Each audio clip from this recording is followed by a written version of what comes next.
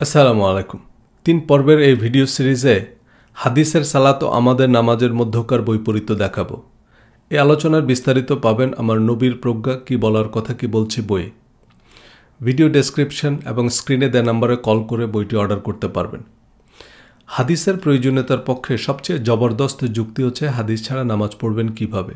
কোরআনে তো নামাজের সময়, রাকাত, প্রক্রিয়া, পদ্ধতি কিছুই নাই। অর্থাৎ হাদিস ছাড়া নামাজ আদায় করা অসম্ভব। এই ভিডিওতে দেখাবো যে আমরা হাদিস দিয়ে নামাজ পড়ি না। নামাজ নিয়ে মুসলিম বিশ্বের প্রচলিত ধারণার সাথে হাদিসেরও উল্লেখযোগ্য সম্পর্ক নাই।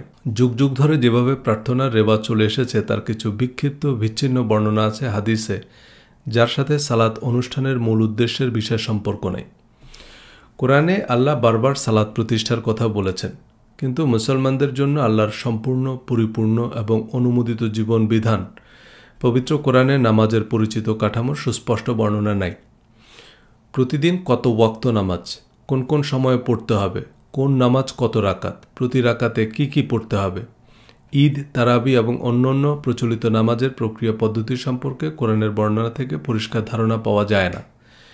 কিন্তু কোরআনের 10-15 আয়াতে আমাদের পরিচিত নামাজের প্রতিটা জিজ্ঞাসার জবাব দেওয়া সম্ভব ছিল।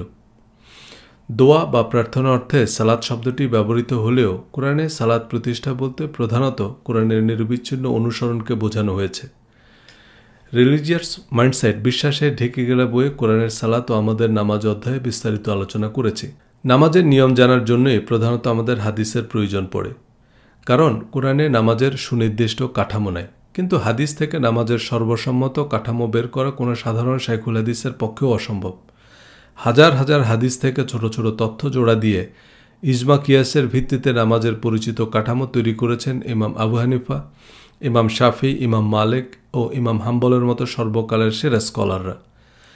আহলে হাদিসের লোকরা নাসিরুদ্দিন আলবানির মজহাব বা তার বই অনুযায়ী নামাজ পড়ে। প্রতিটা মজহাবের বড় বড় আলেমদের মধ্যেও নামাজের অসংখ্য মাসালার বিষয়ে মতপার্থক্য আছে। নামাজের মতো এত গুরুত্বপূর্ণ ইবাদতের অবিসংবাদিত, অবিতর্কিত, ধারাবাহিক এবং সম্পূর্ণ বিবরণ প্রচলিত হাদিসে নাই। এর কারণ রাসূল সাল্লাল্লাহু আলাইহি সাল্লামের প্রধান সাহাবীরা তার নামাজের উল্লেখযোগ্য বর্ণনা দেননি। এ থেকে খুব সহজেই অনুমান করা যায় যে সময়, কাঠামো বা অঙ্গভঙ্গি নয়, হাদিসের সালাতের মূল কথাও কোরআন প্রতিষ্ঠা বা কোরআনের নিরবিচ্ছিন্ন অনুসরণ। নামাজের ফজিলত ফাজাইলের হাজার হাজার জাল হাদিস, কিচ্ছা কাহিনীর আড়ালে পড়ে আছে সালাত আয়োজনের মূল উদ্দেশ্য। হাদিস অনুযায়ী আমরা নামাজ পড়ি না, নামাজ নিয়ে ঝগড়া করি। অমুকের নামাজ হয় না, তমুকের পিছনে নামাজ হবে না, অমুক মসজিদে নামাজ পড়া বেদাত, সুতরাং আলাদা মসজিদ বানাও, আলাদা আরবি বানাও, শিরক বেদাতের বিরুদ্ধে যুদ্ধ করো ইত্যাদি। ইসলামের প্রধান ইবাদত, যা সকল মুসলমানের জন্য সর্বাবস্থায় ফরজ, তার প্রক্রিয়া পদ্ধতি যেহেতু কোরআনে নাই, তাহলে নামাজের হাদিসগুলো বিশেষভাবে সংরক্ষণ করা আবশ্যক ছিল। কিন্তু নামাজের মৌলিক কাঠামো সংরক্ষণের কোনো তৎপরতা প্রধান সাহাবীদের মধ্যে দেখা যায় না। অসময়ের দশফর হিসাবে দ্বিতীয় প্রজন্মের ইমামরা নামাজের কাঠামো দাঁড় করানোই নবীজি সাল্লাল্লাহু আলাইহি সাল্লাম কীভাবে নামাজ পড়েছেন এ বিতর্কে বিশ্ববরেণ্য সুন্নি আলেমরাও 4টি মাযহাবে বিভক্ত। শিয়াদের নামাজ তো সিলেবাসেরই বাইরে। কিন্তু সময়ের এক প্রহর হিসাবে নামাজের সর্বসম্মত কাঠামো যারা পাথরে খোদাই করে রাখতে পারতেন তারা নিয়ে মাথায় ঘামাননি। নবীজি সাল্লাল্লাহু আলাইহি সাল্লামের নামাজের সবচেয়ে বিশ্বস্ত এবং নিকটতম প্রত্যক্ষদর্শী কারা ছিলেন? হযরত আবু বকর, ওমর, ওসমান, আলী রাদিয়াল্লাহু তাআলা আনহুম আজমাইন। ইতিহাস ও সিরাতের বর্ণনা অনুযায়ী নবীজি সাল্লাল্লাহু আলাইহি সাল্লাম অসুস্থ হয়ে পড়ায় হযরত আবু বকর রাদিয়াল্লাহু তাআলা আনহুর ইমামতিতে নামাজ আদায় করেন। নবীজি সাল্লাল্লাহু আলাইহি সাল্লাম কীভাবে নামাজ পড়েছেন তার সবচেয়ে নিকটতম প্রত্যক্ষদর্শী নিঃসন্দেহে হযরত আবু বকর রাদিয়াল্লাহু তাআলা আনহু। এবার প্রধান ও প্রসিদ্ধতম হাদিস গ্রন্থ বুখারী শরীফ খুলে গুনে গুনে দেখুন সালাত অধ্যায়ে হযরত আবু বকর রাদিয়াল্লাহু তাআলা আনহু থেকে বর্ণিত হাদিস মোট কয়টি? উত্তর একটিও নয়। শুধু হযরত আবু বকর রাদিয়াল্লাহু তাআলা আনহু নয়, প্রধান সাহাবীরা বুখারী শরীফের সালাত অধ্যায়ে অনুপস্থিত। তাহলে তারা নবীজি সাল্লাল্লাহু আলাইহি সাল্লামকে নামাজ পড়তে দেখেননি? নবীজি সাল্লাল্লাহু আলাইহি সাল্লাম কীভাবে নামাজ পড়েছেন তা তারা আমাদের জন্য বর্ণনা করলেন না কেন? হাদিস ছাড়া কিয়ামত পর্যন্ত মুসলিম উম্মাহ কীভাবে নামাজ পড়বে তা ইসলামের প্রথম খলিফা ও নবীজির মনোনীত ইমাম একবারও ভাবলেন না? রাসূল সাল্লাল্লাহু আলাইহি সাল্লামের নামাজের সঠিক পদ্ধতি খোলাফায়ে রাশিদিন সংরক্ষণ, সংকলন বা বর্ণনা করেননি কেন? হাদিস সংকলনের ইতিহাস বইয়ে মাওলানা মোহাম্মদ আব্দুর রহিম উল্লেখ করেন যে হযরত আবু বকর রাদিয়াল্লাহু তাআলা আনহু তার বর্ণিত হাদিসসমূহের মধ্যে একটি কথা, একটি শব্দও যদি রাসূল সাল্লাল্লাহু আলাইহি সাল্লামের মূল বাণীর বিন্দুমাত্র বিপরীত হয় তবে তাকে জাহান্নামের ইন্ধন হতে হবে, এই ভয়ে হাদিস বর্ণনা করেননি। প্রায় 23 বছর নবীজির ইমামতিতে নামাজ আদায়ের পরও হজরত আবু বকর রাদিয়াল্লাহু তাআলা আনহুর মতো বিচক্ষণ মানুষ রাসূল সাল্লাল্লাহু আলাইহি সাল্লামের নামাজের নির্ভুল বর্ণনা দিতে পারবেন না? নবীজি সাল্লাল্লাহু আলাইহি সাল্লাম দিনে কয় ওয়াক্ত নামাজ পড়েছেন, কোন নামাজ কোন সময়ে পড়তেন, আসরের নামাজ কয় রাকাত পড়তেন, মাগরিবের নামাজের কেরাত জোরে পড়তেন না আস্তে পড়তেন, বুকে হাত বাঁধতেন না নাভির নিচে হাত বাঁধতেন, ঈদের নামাজ কয় তাকবীরে পড়তেন, এগুলো হজরত আবু বকর রাদিয়াল্লাহু তাআলা আনহু নিশ্চিত করে বলতে পারবেন না? এটা কি বিশ্বাসযোগ্য কথা? নামাজের সর্বসম্মত নিয়মাবলী নবীজি সাল্লাল্লাহু আলাইহি সাল্লামের জীবদ্দশাতেই সংরক্ষণ করা সম্ভব বা উচিত ছিল, কিন্তু খোলাফায়ে রাশিদিনের বা সাহাবীদের যুগের এমন কোনো সম্পূর্ণ ও সার্বজনীন নথি পাওয়া যায় না যাতে নামাজের ধারাবাহিক বর্ণনা আছে। এ থেকে আন্দাজ করা যায় যে নামাজ অনুষ্ঠানের মূল উদ্দেশ্যের সাথে আমাদের সমাজে প্রচলিত নামাজের অঙ্গভঙ্গি ও ফজিলত ফজায়েলের বিশেষ সম্পর্ক নেই।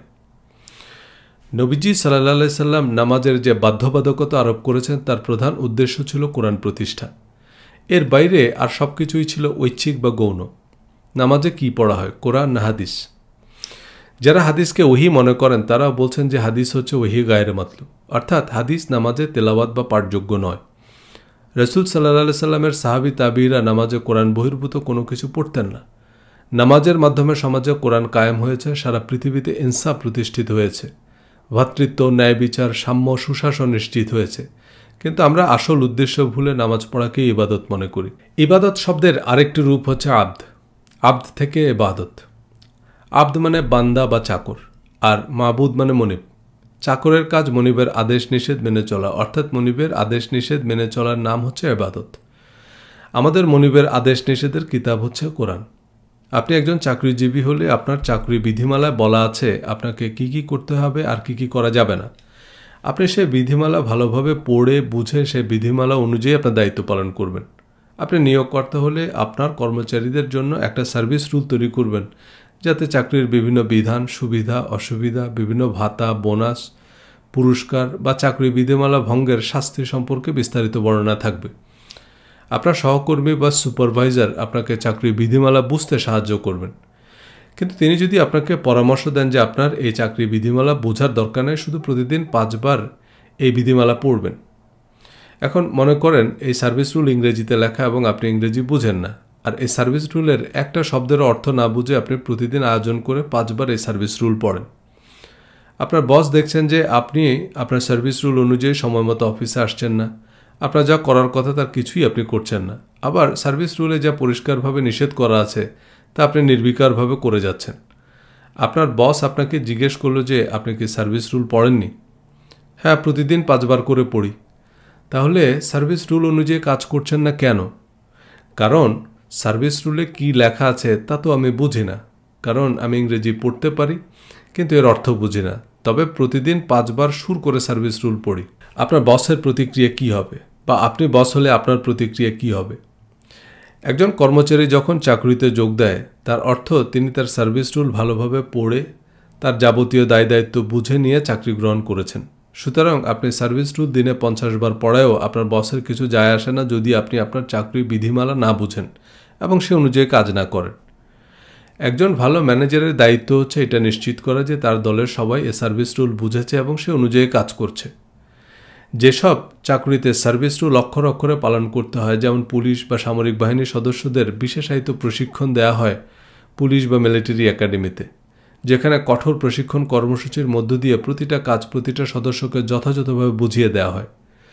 কোনো প্রতিষ্ঠানের সকল সদস্য নিয়ম অনিয়ম সম্পর্কে বিস্তারিত জানলে সে প্রতিষ্ঠানের কারো পক্ষে নিয়ম ভঙ্গ করা কঠিন, কারণ একটা আইন যদি সমাজের সব মানুষ জানে তবে কারো পক্ষে সে আইন ভঙ্গ করা বেশ কঠিন। সাধারণ মানুষ পুলিশের ভূমিকা পালন করে, তারা অপরাধীকে ধরে পুলিশে সুপর্দ করে। এ কারণে নতুন কোনো আইন যেমন বাল্যবিবাহ, যৌতুকের দাবি, যৌন হয়রানি ইত্যাদি বিষয়ে সরকার গণমাধ্যমে বিজ্ঞাপন দিয়ে গণসচেতনতা তৈরি করে। গণমানুষের সহায়তা ছাড়া কোনো অপরাধ দমন করা সম্ভব হয় না। রাসূল সাল্লাল্লাহু আলাইহি সাল্লাম নামাজের মাধ্যমে সমাজে কোরআন প্রতিষ্ঠা করেছেন। আরও স্পষ্ট করে বললে কেবলমাত্র কোরআন প্রতিষ্ঠা করেছেন। নামাজে হাদিস, ফিকাহ, সিরাত, ইতিহাস, আজব দুনিয়া, গজব কাহিনী পড়া হয় না, কেবলমাত্র কোরআন পড়া হয়। নামাজের তাকবীরে তাহরিমা থেকে সালাম পর্যন্ত রুকু সিজদায় যা পড়া হয় সবই কোরআন। কোরআনের বাইরে আর যেসব দোয়া দুরুদ পড়া হয় তা দলীয় সঙ্গীত। এক মাযহাবে দাত আর এক মাযহাবে বেদাত। পবিত্র কোরআনের প্রথম যে শব্দ নাজিল হয়েছে তা হচ্ছে ইকরা। এই ইকরা মানে কি? শোনা বা শুনে দৌড় দেয়া না, ইকরা মানে পড়া। শুধু পড়া নয়, ইকরা শব্দের অর্থ মনোযোগ সহকারে বুঝে বুঝে পড়া। কোনো লেখা পড়ে বুঝতে না পারলে তাকে পড়া বলা হয় না। কি পড়তে বলা হয়েছে? কোরআন। ইকরা এবং কোরআন একই শব্দের ভিন্ন দুটি রূপ। যেমন জাতীয়, জাতীয়তা একই শব্দের ভিন্ন দুটি রূপ। ইকরা শব্দের অর্থ পড়া আর কোরআন শব্দের অর্থ যা পড়া হয়। আল্লাহ কোরআন পড়তে বলেছেন, আর নামাজ হচ্ছে সে কোরআনের পাঠচক্র। পবিত্র কোরআনে আল্লাহ বলেছেন, যখন কোরআন পাঠ করা হয় তখন মনোযোগ সহকারে শ্রবণ করো। কোনো একটা শব্দ শোনা, যেমন পাখির ডাক বা গাড়ির হর্ন, যার কোনো অর্থ নাই, এটাকে ইংরেজিতে বলে হিয়ারিং। আবার যখন মনোযোগ দিয়ে বোঝার উদ্দেশ্যে কোনো কথা শোনা হয় তখন তাকে বলা হয় লিসেনিং। টোফেল বা আইএলটিএস পরীক্ষায় লিসেনিং টেস্ট নেওয়া হয়, আর কানে না শুনলে তার জন্য হিয়ারিং এইড দেওয়া হয়। সুতরাং শ্রবণ করো মানে লিসেন টু ইট, একেবারে লিসেনিং টেস্টের মতো মনোযোগ দিয়ে শুনতে হবে। আর নেশাগ্রস্ত অবস্থায় যখন কেউ বুঝতে পারে না যে সে কী বলছে, তখন তাকে নামাজের কাছেও আসতে নিষেধ করা হয়েছে। রাসূল সাল্লাল্লাহু সাল্লাম ইমাম হিসাবে কোরআন পড়ে শোনাতেন। সাহাবীরা গভীর মনোযোগ ও একাগ্রতার সাথে কোরআন পাঠ শুনতেন। নামাজ আয়োজনের মূল উদ্দেশ্য ছিল কোরআন পড়া, কোরআন শোনা, কোরআন বোঝা, কোরআন মানা, কোরআন প্রতিষ্ঠা করা এবং কেবলমাত্র কোরআন প্রতিষ্ঠা করা। নামাজ ইসলামের মূল ভিত্তি, কারণ নামাজের মাধ্যমে সারা পৃথিবীতে কোরআনের সত্য প্রতিষ্ঠিত হয়েছে। কিন্তু নামাজের ঐচ্ছিক ও প্রতীকী রীতি রেওয়াজ, আর নাভির নিচে না বুকের উপর, জোরে আমিন না আস্তে আমিন, এসব অর্থহীন বিতর্কের আড়ালে চলে গেছে নামাজ প্রতিষ্ঠার মূল উদ্দেশ্য। আমরা যে নামাজ পড়ি তার সাথে নবীজি সাল্লাল্লাহু আলাইহি সাল্লাম এবং সাহাবী তাবিঈদের নামাজের উদ্দেশ্য বিধেও কোনো মিল নেই। আল্লাহ পবিত্র কোরআনে বলেছেন, পূর্ব পশ্চিমে মুখ ফেরানোয় পুণ্য নেই, অর্থাৎ নামাজের শারীরিক অঙ্গভঙ্গিতে পুণ্য নেই। পুণ্য হচ্ছে বিশ্বাস ও ভালো কাজে। কোন বিশ্বাস ও ভালো কাজ? যে বিশ্বাস ও ভালো কাজের বিবরণ নামাজে দাঁড়িয়ে পড়ি বা শুনি। রাসূল সাল্লাল্লাহু আলাইহি সাল্লাম এবং সাহাবীদের নামাজ ছিল বিশ্বাস ও ভালো কাজের যে কার্যতালিকা আল্লাহ নাজিল করেছেন তার পাঠচক্র। প্রতিটা মানুষকে তার সার্ভিস রুল বা কোরআন বুঝিয়ে দেওয়ার, পড়িয়ে দেওয়ার, বারবার মনে করিয়ে দেওয়ার আয়োজন। কিন্তু কোরআনের সালাতের মতো হাদিসের সালাতের সাথেও আমাদের নামাজের যোজন যোজন দূরত্ব। নামাজ যে কোরআনের পাঠচক্র ছাড়া আর কিছুই নয়। কোরআনের পাঠচক্র ছাড়া নামাজের যাবতীয় অঙ্গভঙ্গি যে ঐচ্ছিক এবং তা নিয়ে ঝগড়া করা যে আহাম্মকি, তা এ সিরিজে হাদিসের আলোকে আলোচনা করব। আহলে কিতাবদের জন্য সালাত কায়েমের নির্দেশ ছিল। সে সালাত বলতে যদি নামাজ বোঝানো হয়, তবে আহলে কিতাবদের নামাজের সাথে আমাদের নামাজের প্রধান পার্থক্য হচ্ছে কোরআন পাঠ। রাসূল সাল্লাল্লাহু আলাইহি সাল্লাম নামাজে কোরআন পাঠ করতেন। আবু জেহেলরাও নামাজ পড়ত, তবে তাতে কোরআন পড়ত না। রাসূল সাল্লাল্লাহু আলাইহি সাল্লামের মক্কি জীবনে প্রকাশ্যে নামাজ পড়ার বর্ণনা ইতিহাসে থাকলেও নামাজের জন্য মসজিদ নির্মাণ, নির্দিষ্ট সময়ে নামাজের জামাতে উপস্থিত হওয়ার সরকারি ফরমান জারি বা ধর্মীয় বাধ্যবাধকতা আরোপ করা হয় হিজরতের পর। ইসলাম প্রচার ও প্রতিষ্ঠার ইতিহাসে সবচেয়ে গুরুত্বপূর্ণ ঘটনা হচ্ছে হিজরত। এ কারণে ইসলামিক ক্যালেন্ডার গণনা করা হয় হিজরতের দিন থেকে। ইসলামের ইতিহাস পর্যালোচনা করে একথা বলা যায় যে হিজরত ছাড়া ইসলাম মক্কায় শুরু হয়ে মক্কায় শেষ হয়ে যেত। হিজরতের নির্দেশ এবং এর গুরুত্ব বর্ণনা করে পবিত্র কোরআনে বেশ কিছু আয়াত নাজিল হয়েছে। বুখারী শরীফের প্রথম হাদিসটিও হিজরত নিয়ে। প্রত্যেক কাজ নিয়ত বা উদ্দেশ্যের সাথে সম্পর্কিত, আর মানুষ তার নিয়ত বা উদ্দেশ্য অনুযায়ী ফল পাবে। যে ইসলাম প্রতিষ্ঠার জন্য হিজরত করেছে তার হিজরত ইসলামের জন্য গৃহীত হবে, আর যে ব্যক্তিগত লাভ লোভের জন্য হিজরত করেছে তার হিজরতে কোনো পুণ্য নেই। বুখারী শরীফের ফাতিহায় বা সূচনায় বলা আছে, মানুষ তার নিয়ত বা উদ্দেশ্য অনুযায়ী ফল পাবে। এ নিয়ত হচ্ছে আপনার অন্তরের ইচ্ছা, যা একমাত্র আল্লাহ জানেন। বেশভূষা বা লোক দেখানো ক্রিয়াকর্ম দিয়ে নয়, অন্তরের ইচ্ছা দিয়ে মানুষের কর্মফল নির্ধারিত হবে। নামাজ, রোজা, হজ, হিজরত, দান, দক্ষিণা সব কিছুর প্রতিদান নির্ধারিত হবে অন্তরের ইচ্ছা অনুযায়ী। যারা ইসলাম বা ইনসাফ প্রতিষ্ঠার জন্য হিজরত করেছেন তাদের হিজরত ইসলামের জন্য গৃহীত হবে। এই হিজরত কেবল মক্কা থেকে মদিনায় অভিবাসন নয়। এরপর সাহাবীরা সারা পৃথিবীতে ছড়িয়ে পড়েন ইসলাম প্রতিষ্ঠা করতে। হিজরত নিছক অভিবাসন ছিল না, পদে পদে বিপদ, পরাশক্তির সাথে লড়াই, সংঘাত, সংগ্রামের এক জীবন মরণ বাস্তবতা। মদিনায় হিজরতের পর রাসূল সাল্লাল্লাহু আলাইহি সাল্লাম একটি সার্বভৌম ইসলামী রাষ্ট্র প্রতিষ্ঠা করেন, যাতে অন্যান্য ধর্মাবলম্বীদেরও সমান অধিকার ছিল। মদিনায় রাসূল সাল্লাল্লাহু আলাইহি সাল্লাম যে মসজিদ নির্মাণ করেন তা ছিল তার প্রধান কার্যালয়, বাসভবন, বিচারালয় এবং আইনসভা। অন্যান্য ধর্মাবলম্বীরাও বিচার আচার চাইতে মসজিদে নববীতে আসত। অর্থাৎ মসজিদে নববী কেবল নামাজের জন্য নির্মিত হয়নি, তবে নামাজের জামাতে উপস্থিত হওয়ার যেসব বাধ্যবাধকতা হাদিসের কিতাবে পাওয়া যায় তা কোরআনের পাঠচক্রে উপস্থিত হওয়ার রাষ্ট্রীয় ফরমান। কোরআন মদিনা ইসলামী রাষ্ট্রের আইনের প্রধান বা একমাত্র উৎস। এবং কোরআন নাজিলের প্রক্রিয়া তখনও চলমান ছিল। প্রতিদিন নতুন বিধিনিষেধ নাজিল হতো। রাষ্ট্রের নাগরিকরা রাষ্ট্রের প্রধান কার্যালয়ে উপস্থিত না হলে নতুন নতুন আইন সম্পর্কে তারা কিভাবে জানবে? তখনকার সময়ে রেডিও, টেলিভিশন, খবরের কাগজ কিছুই ছিল না। নাগরিকদের পারিবারিক, সামাজিক, রাজনৈতিক, অর্থনৈতিক এবং বিচারিক বিধিবিধান জানানোর মাধ্যম ছিল নিয়মিত বিরতিতে মসজিদে উপস্থিত হওয়া। একটা আইন বাস্তবায়ন করতে হলে সে আইন সমাজের সর্বস্তরের মানুষের কাছে প্রচার করতে হয়। নামাজ ছিল কোরআনের আইনকানুন প্রচার ও প্রতিষ্ঠার প্রক্রিয়া। মসজিদে নববীতে সর্বস্তরের মানুষের উপস্থিতিতে কোরআন পড়া হতো। আর রাসূল সাল্লাল্লাহু আলাইহি সাল্লামের সাথে যারা নামাজ বা কোরআনের পাঠচক্রে অংশ নিত তাদের জন্য কোরআন তো বাংলা, অর্থাৎ কোরআন তাদের মাতৃভাষা।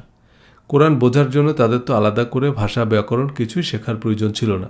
ঐতিহাসিক সূত্র মতে আরবের বিভিন্ন গোত্র তাদের আঞ্চলিক ভাষায় কোরআন পাঠ করত এবং আঞ্চলিক ভাষায় কোরআন লিখত। হযরত ওসমান রাদিয়াল্লাহু তাআলা আনহুর সময়ে কোরআনের আঞ্চলিক কপিগুলো পুড়িয়ে ফেলা হয়। রাসূল সাল্লাল্লাহু আলাইহি সাল্লামের সময়ে মানুষ তাদের আঞ্চলিক ভাষায় কোরআন পড়ত, অর্থাৎ কোরআন পাঠ ছিল পাঠকের পরিচিত ও বোধগম্য ভাষায়।